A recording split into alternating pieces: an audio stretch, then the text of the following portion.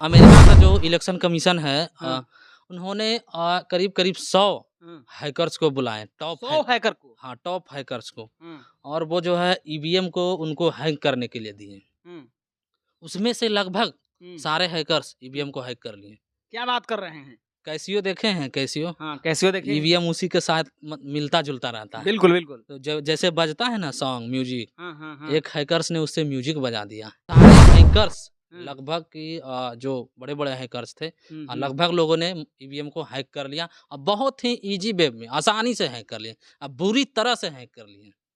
तभी बोले हैं एलन मस्क, ऐसे थोड़ी बोले हैं। एडवोकेट महमूद पराचा लाठी खाए, जेल गए, चंद्रभानु प्रताप, चंद्रशेखर आज़ाद भी वहाँ पे गए प्रोटेस्ट किए हैं। हुँ, ईवीएम का मुद्दा उठाते हैं, लेकिन जैसा ही चुनाव आ जाता है, हुँ। नॉमिनेशन होने लगता है, सब अपने-अपने काम में बिजी हो जाते हैं। सबको लगता है कि इस बार हम ही सरकार बना लेंगे, हम ही बना लेंगे। बीजेपी अकेले चुनाव लड़ लेगी? कांग्रेस अगर चुनाव नहीं लड़े, सपा चुनाव नहीं लड़े, बसपा चुनाव नहीं लड़े, आरजेडी चुनाव नहीं लड़े, बीजेपी की औकात है वो अकेले चुनाव करवा लेगी? हुँ। हैं? ये तो बात है, पूरा अगर विपक्ष नकार हमारा देगा। एक भी कैंडिडेट नॉमिनेशन फाइल नहीं करेगा, हम चुनाव को बहिष्कार करते हैं। सारे लोग जाएँ सुप्रीम कोर्ट, सारे लोग आएँ सड़क पे, ईवीएम हटेगा नहीं, ईवीएम बैन नहीं होगा। लड़ना नहीं चाहते ये लोग। हटाना नहीं चाहते हैं। हाँ, महलों से निकलना नहीं चाहते हैं, हुँ। एसी से निकलना नहीं चाहते हैं, सड़क पर बैठना नहीं चाहते हैं धूप में। इनके पास नॉलेज नहीं है, इनके पास साक्ष्य नहीं है, ये बात को आगे रखना ही नहीं चाहते हैं। ये चाहते ही नहीं है कि हम उस पचड़ में पड़े, ये चाहते नहीं कि हम आंदोलन करें, ये चाहते नहीं कि हम सुप्रीम कोर्ट जाएँ, ये चाहते नहीं कि हम सड़कों पर उतरें। इनको सिर्फ चाहिए कि हम ऐशो आराम से ज़िंदगी जिएँ। 2024 का लोकसभा चुनाव संपन्न हो गया है और संपन्न चुनाव में ईवीएम का मुद्दा भी गायब हो गया है।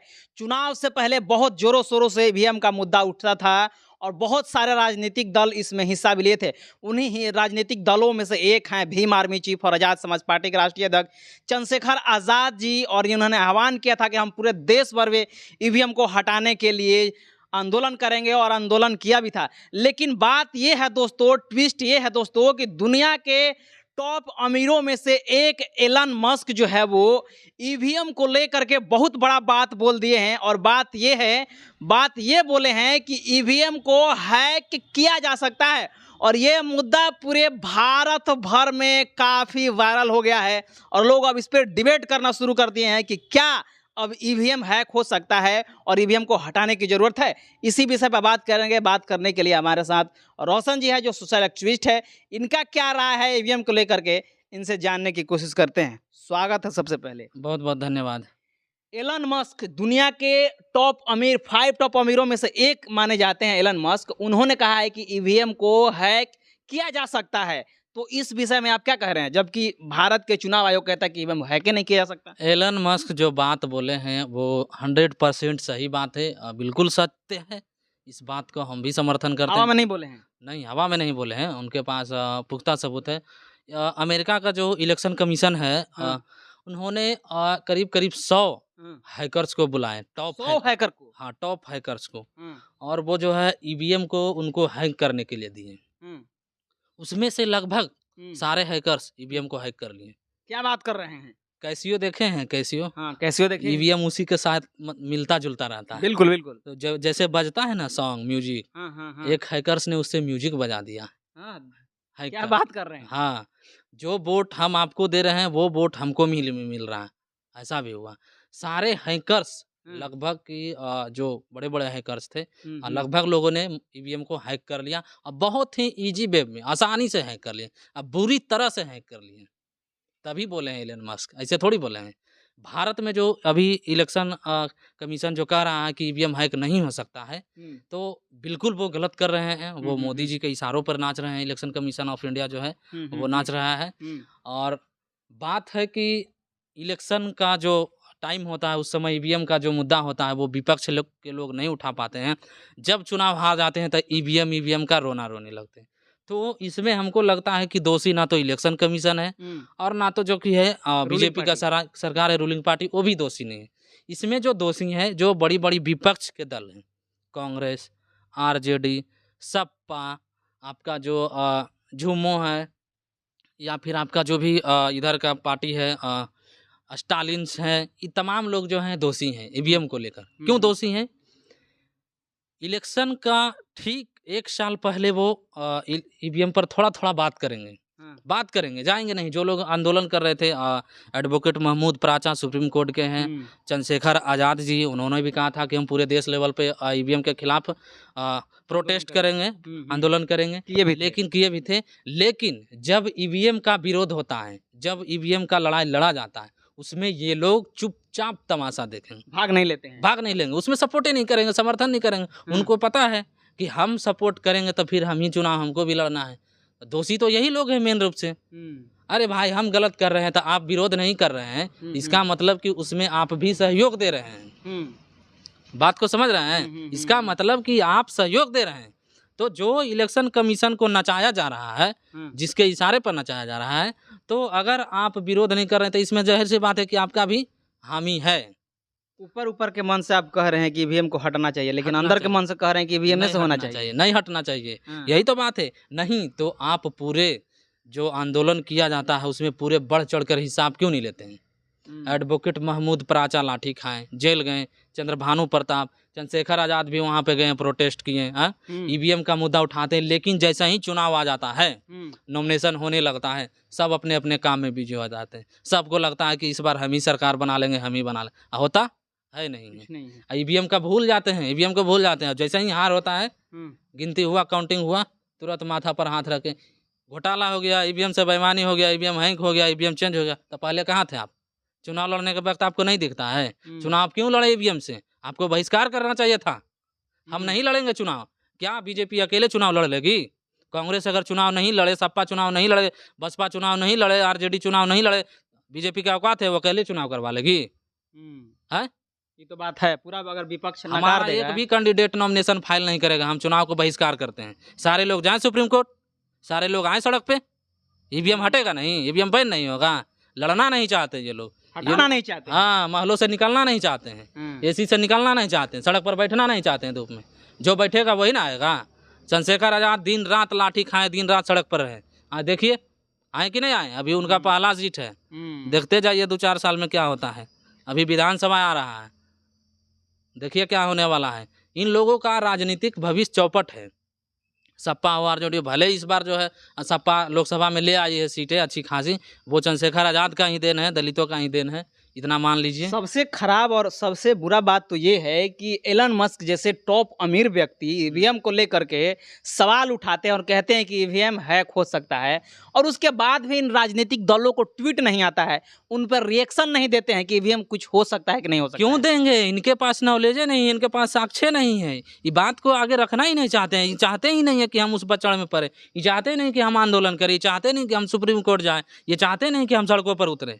इनको सिर्फ चाहिए कि हम ऐसो आराम से जिंदगी जिए, चुनाव के वक्त एलन मस्क से ज्यादा अमीर हैं ये लोग। अमीर छोड़िए ना, वो बात नहीं है, अमीर की बात नहीं है। इन लोगों को चाहिए कि हम ऐसो आराम के जिंदगी जिए। इलेक्शन का आए मौका, इलेक्शन आवेगा, टिकट को एकदम रेट फिक्स कर देना है। बस चुनाव हारने जीतने से इन लोगों का कोई मतलब नहीं, सरकार बनाने से कोई मतलब नहीं। इन लोगों का काम है सिर्फ टिकट सेल करना, बस। अगर इनको चाहिए कि हमको सत्ता हासिल करना है तो ये लोग जो आरजेडी वाला, सपा वाला है, कितना कितना टिकट बांटते हैं अपना परिवार में, छुपल है किसी से? 8 को सीट पर तो यही लड़े हैं। 8 को सीट पर यही लड़े। क्या जरूरत है, क्या जरूरत है तेज प्रताप यादव को चुनाव में लाने के लिए? क्या करते हैं तेज प्रताप यादव? एक को भाषण देते हैं, एक को जनता के मुद्दा उठाते हैं। हर कोई काम है बताइए तो? तेज प्रताप यादव का राजनीति में कोई काम है बिहार में? अच्छा, ये लोग मिनिस्टर बन जाते हैं, मिनिस्टर बन जाते हैं, कुछ करे लाता है? एगो जीजा जी को साथे में रखते हैं, ऐसे हो गया। ऐसे आइएगा सत्ता में आप।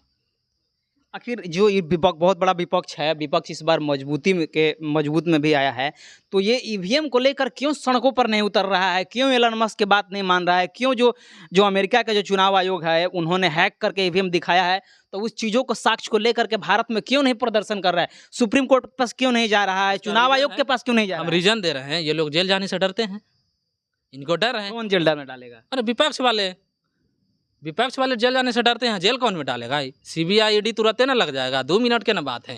अखिलेश यादव के दम है तो सुबह आए सड़क पर, परसों नहीं जेल में रहेंगे वो। तेजस्वी यादव के दम है तो जाए सड़क पर, आए ईवीएम के खिलाफ प्रोटेस्ट करें। छोटा छोटा मुद्दा को जरी मनी आंदोलन कर देंगे तो कहेंगे हम बड़का भारी सरकार है, हम गमछी हिला देंगे, मैंने अथी करे के है। कोई भी मुद्दा हो उसके लिए आपको जद्दोजहद से लगना पड़ेगा, तब ना आप उसका परिणाम, कोई मुद्दा पर आप बोल दिए 2 शब्द हो गया, उसके लिए उसको रिजल्ट के लिए उसको आपको पूरा संघर्ष करना पड़ेगा। ये लोग नहीं कर पाते हैं। ये सब मात्र जो है अपना रोटी सेक रहे हैं, राजनीतिक रोटी सेक रहे हैं। दोनों जो है राजकुमार हैं। कहते तो हैं कि हम बहुत बड़ा हमारा समर्थक है, है भी, उनका जनसंख्या भी जाता है, अब ज़्यादा है देखबे किए होंगे। लेकिन सवाल है कि जब तक आप ज़मीनी लेवल पर नहीं जाइएगा, आप जब तक सही से टिकट नहीं बांटिएगा, तो आप सत्ता से दूर कोसों कोसों तक रहिएगा। आ जाइएगा पास में, लेकिन वहाँ से फिर फेंका जाइएगा, आइएगा फेंकाइएगा, लेकिन चढ़िएगा कुर्सी पर नहीं। तो क्या लग रहा है कि ये सोशल एक्टिविस्ट, आपको लग रहा है कि इस ईवीएम के मुद्दा पर आप बहुत देखिए, मजबूती में अभी विधानसभा विपक्ष में चुनाव है? होने वाला है। हाँ। अभी भी विपक्ष के पास मौका है कि आज से ही, अभी ईवीएम का मुद्दा गर्म है। इन लोगों के पास अच्छा खासा सीट भी आया हुआ है। कभी भी सरकार गिर सकता है, डामाडोल है, सरकार बहुत कमजोर है। अभी चाहे तो विपक्ष ईवीएम को बैन करवा के फिर से बैलेट पेपर ला सकती है, क्योंकि विपक्ष अभी मजबूत है। सत्ता पक्ष जो है वो डामाडोल है, वो कभी भी गिर सकता है। उसके पास मतलब जो होता है ना, हार्ट पेशेंट जो होता है, उसे धुक धुक धुक धुक अभी सरकार का करेजा चल रहा है। हाँ, कब कौन पलटी मार दे, कब नीतीश कुमार जी घूम जाए, कब नायडू बाबू का फोन बंद कर लेंगे, कहानी खत्म हो जाए। तो अभी जो विपक्ष चाहेगा वो होगा, लेकिन विपक्ष नहीं चाह रहा।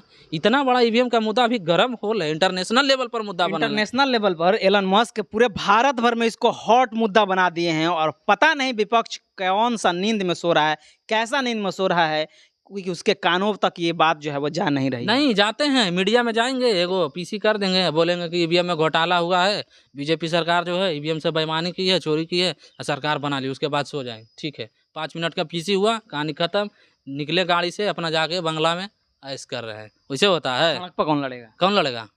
यही तो हम विपक्ष से पूछना चाहते हैं। लाठी कौन खाएगा? कौन खाएगा? आपका जनता को आप कौन लाएगा सड़क पर? जब नेता नहीं उतरेगा तो तब जनता का माथा खराब है। कहा लो इतना धूप गर्मी में, कहा लो अपने आप मरे जाएगा। आप रहिएगा एसी में, अब जनता पागल हो गया है, जाएगा रौदा में। चलिए, तो ये ईवीएम का मुद्दा था। ईवीएम का मुद्दा को लेकर के एलन मस्क पूरे भारत भर में हॉट्स बना दिए हैं, हॉट मुद्दा जो है वो बना दिए हैं। और इस चीज़ को लेकर के भले विपक्ष एकजुट ना हो, लेकिन जितने भी सोशल एक्टिविस्ट हैं, जितने भी इंटेलेक्चुअल लोग हैं, जितने भी पत्रकार हैं, वो इस विषय पर बात करना शुरू कर दिए हैं। और एलन मस्क को लेकर के जैसा कि बताया गया वीडियो में कि अमेरिका के जो चुनाव आयोग है वो 100 हैकर्स को बुलाया है, और ईवीएम को इतने बुरी तरह से, इतने डेडली तरह से हैक किया गया है कि उसका जवाब नहीं है। इस चीज़ों को लेकर के, इस डिबेट को लेकर के, इस बातचीत को लेकर के आप किस प्रकार से सोच रहे हैं, प्रतिक्रिया जरूर दीजिएगा। और चैनल पर पहली बार आए तो चैनल को सब्सक्राइब करें, वीडियो को लाइक करें, शेयर करें। पेज पर देख रहे हैं तो पेज को भी लाइक और फॉलो जरूर कर दीजिएगा। मिलते हैं अगले खबरों के साथ, तब तक बहुत बहुत धन्यवाद। Thank you.